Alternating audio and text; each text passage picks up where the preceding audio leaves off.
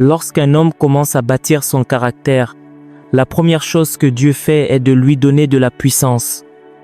C'est le premier avantage d'une vie selon Dieu et d'une vie sainte. Dans le psaume 24, verset 3, il est écrit « Qui pourra monter à la montagne de l'Éternel? Qui s'élèvera jusqu'à son lieu saint ?» Cela signifie « À qui Dieu donnera-t-il l'opportunité de manier le sceptre de l'autorité? À qui Dieu donnera-t-il une visibilité sur une génération? À qui donnera-t-il le contrôle d'un peuple ou l'autorité nécessaire pour impacter une génération? » La Bible nous répond « Celui qui a les mains pures et le cœur pur, celui qui ne livre pas son âme à la vanité. » Cela signifie que si vos mains ne sont pas propres, si votre cœur n'est pas pur, s'il n'est pas rempli de brisement et d'humilité, c'est Dieu lui-même qui vous résistera. C'est pour cela que vous pouvez avoir toute la créativité du monde, mais personne ne vous connaîtra. Vous pouvez avoir toutes les paroles, personne ne vous entendra. Vous pouvez avoir toutes les inventions, personne n'en profitera. Pour que Dieu vous exalte au-dessus d'une génération, ce qu'il regarde n'est pas ce que vous savez faire, mais qui vous êtes. Vos mains sont-elles propres? Votre cœur est-il pur? Votre âme est-elle livrée à la vanité? Si ces conditions sont remplies, alors Dieu vous fera monter sur ces collines sacrées. Souvenez-vous de ce qui arrive à l'homme que Dieu fait monter.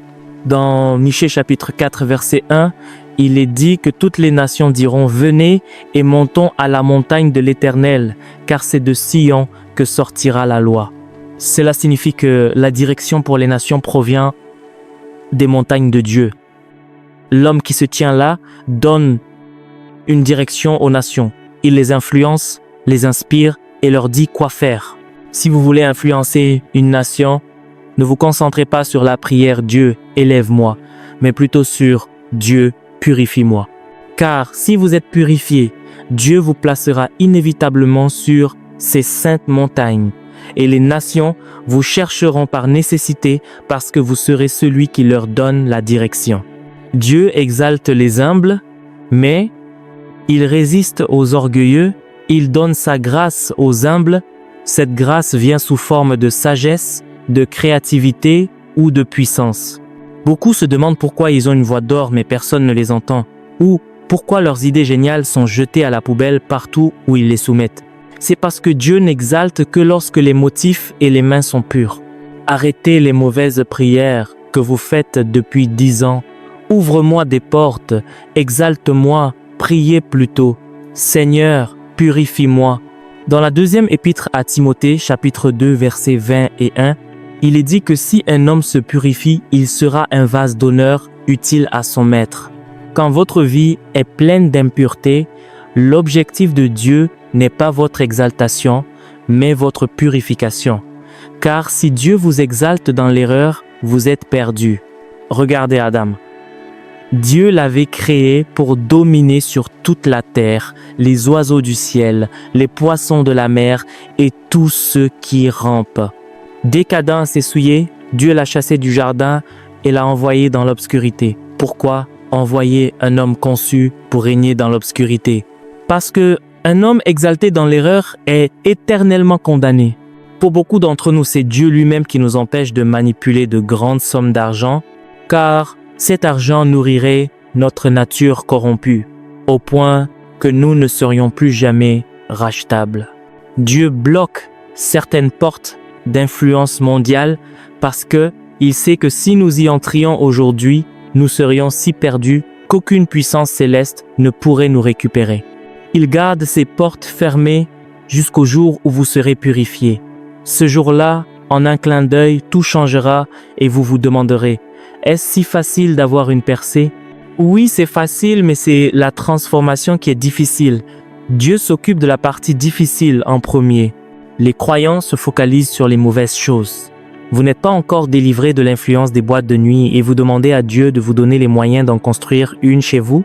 Vous n'êtes pas délivré de la débauche et vous voulez une vision globale pour pouvoir entretenir des femmes de toutes les nationalités. Dieu est l'alpha et l'oméga. Il voit la fin dès le commencement. Il veut travailler sur vous avant de vous donner de la puissance. Les hommes que Dieu utilise dans la politique ou le ministère ne sont pas motivés par les voitures ou les costumes. Ces choses ne signifient rien pour eux. Elles ne sont que des accessoires liés à leur fonction. Ce qui les préoccupe jour et nuit, c'est comment changer la vie des gens. Lorsque vos motifs sont purifiés, Dieu commence à vous donner des idées créatives.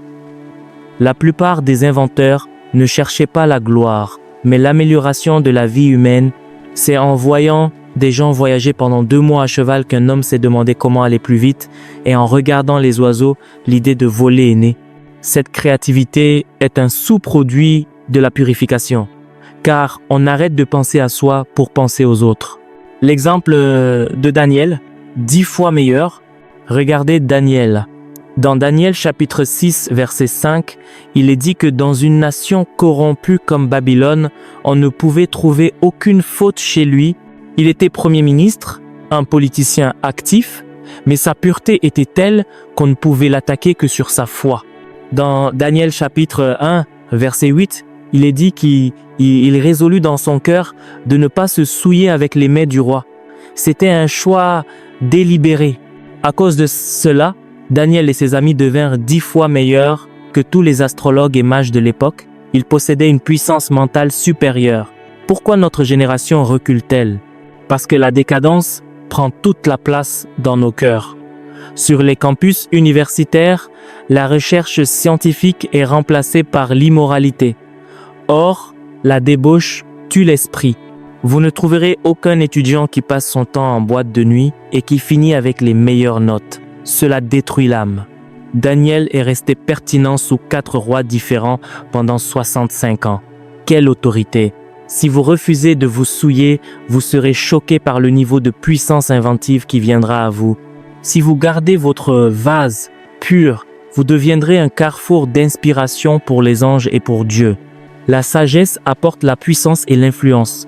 David a dû mener 44 batailles, mais Salomon n'en a mené aucune. Sa sagesse a garanti la paix et la sécurité à toutes ses frontières.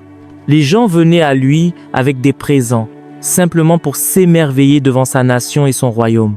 Il existe un niveau de sagesse que notre génération ne peut pas atteindre parce que nous sommes trop corrompus, et il y a un niveau d'influence que nous n'aurons pas à moins que cette sagesse ne nous soit donnée. Regardez notre monde aujourd'hui, il parle d'énergie, mais ce sont des gens sans Dieu. Il parle de créativité informatique, mais ce sont des gens sans Dieu. Pourtant, il n'en était pas ainsi au commencement. Au début, tous les inventeurs et tous les sages venaient de l'Église. Qu'est-il arrivé à l'Église? C'est parce que nous avons relégué la pureté au second plan.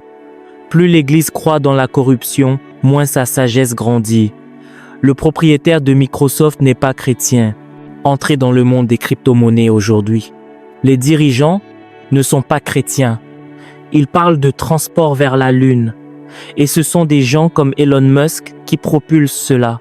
La direction que prend le monde semble échapper à l'Église. La finance passe de l'argent physique aux politiques sans espèces et à la monnaie électronique. Et les pionniers ne sont pas de l'Église.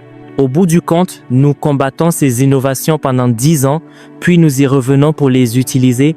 La raison en est que notre pouvoir créatif n'est pas seulement lié à la lecture, il est lié à notre pureté. Chaque fois que l'Église met l'accent sur la pureté, un investissement de sagesse lui est accordé. Daniel était 10 fois meilleur que ses collègues grâce à sa pureté. Regardez Joseph dans la Genèse 39, verset 9. « Comment ferais-je un aussi grand mal et pécherais-je contre Dieu ?» Vous êtes sur le point d'être exalté dans une maison où vous avez été vendu comme esclave. Et la seule opportunité qui se présente, vous la refusez par souci de pureté. Êtes-vous fou? Mais ce jeune homme préférait rester esclave plutôt que de se souiller ou de faire du mal à son maître. Comme si Dieu était infidèle, on l'a emballé, accusé à tort, étiqueté comme violeur et jeté en prison pendant 14 ans. Esclave. Et comme si cela ne suffisait pas, stigmatisé pour avoir tenté de violer la femme de son maître. Il a porté ce stigmate pendant 14 ans, seul et oublié de tous. Mais il a préféré garder sa pureté, quitte à tout perdre. Le psaume 105, à partir du verset 17, nous dit que jusqu'au temps où sa parole arriva, la parole de l'Éternel l'éprouva. Le roi l'envoya chercher pour le délivrer. Il l'établit seigneur sur sa maison et gouverneur de tous ses biens, lui donnant l'autorité de lier les princes à son gré et d'enseigner la sagesse aux sénateurs. Qu'est-ce qui lui a conféré ce pouvoir? Ce n'est pas seulement son don d'interprétation des rêves, mais sa sagesse. Après l'interprétation, il a dit au roi de chercher un homme sage pour diriger l'Égypte. Le roi a répondu, « Qui est plus sage que toi ?» D'où venait cette sagesse? De son refus de pécher contre Dieu. Ce reproche de 14 ans s'est transformé en règne sur l'Égypte. Un jour est venu où il a acheté toute la terre d'Égypte et est devenu littéralement le propriétaire du pays. Ce niveau de puissance n'est pas venu de la lecture des livres d'astrologie, mais de son refus de se souiller. Ce que l'impureté vous coûte. Vous ne savez pas ce que vous avez perdu en laissant ce jeune garçon insensé vous voler votre virginité. Vous ne savez pas ce que vous perdez chaque semaine en retournant dans le lit de l'immoralité ou dans l'exagération. Il y a beaucoup de pasteurs à l'autel qui mentent sur des témoignages qui n'ont jamais eu lieu. Ils pensent qu'en exagérant, les gens les verront comme de grands hommes. Non, l'élévation ne vient ni du sud, ni de l'est, ni de l'ouest, elle vient du Seigneur. Quand vous restez pur et humble devant Dieu, même vos ennemis seront forcés de vous servir. La richesse de la pureté n'a pas encore été révélée à l'Église. Quelles connexions humaines peuvent transformer un esclave en second de l'Empire? Pharaon lui-même a dit, « Tu ne rendras de compte à personne sauf à moi ». Même Potiphar, qui l'avait acheté, est devenu son serviteur. Beaucoup d'idées dans votre esprit ne se cristalliseront jamais parce que votre impureté combat votre créativité et votre manque de sagesse combat votre influence.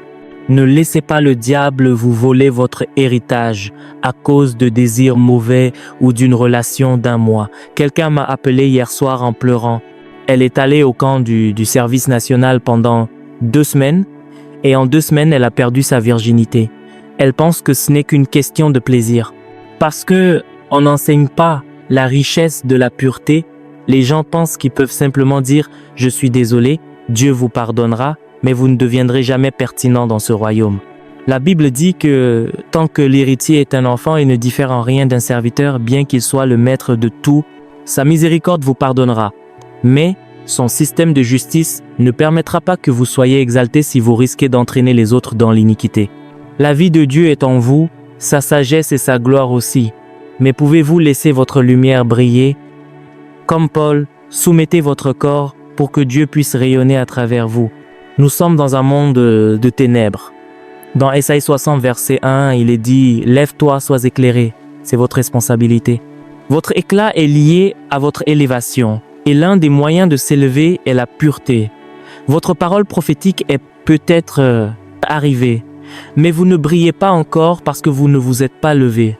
Il y a des ténèbres épaisses sur la terre, mais une génération se lèvera, une génération qui traitera durement son corps pour en faire un vase digne entre les mains de Dieu.